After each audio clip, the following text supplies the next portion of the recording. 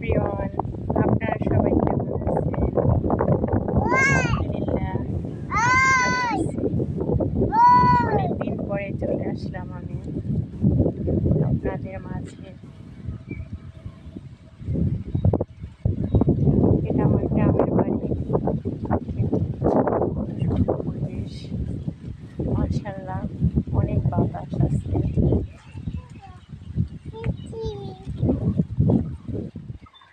এই লিচু গাছটায় অনেক লিচু ধরেছিল, পাখিতে খেয়ে ফেলছে। প্রচুর টক, আমরা কেউ খাই না।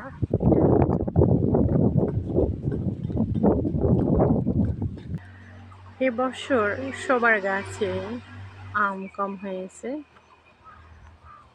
আম, কাঁঠাল, লিচু পরিমাণ অনেক কম হয়েছে এবছর।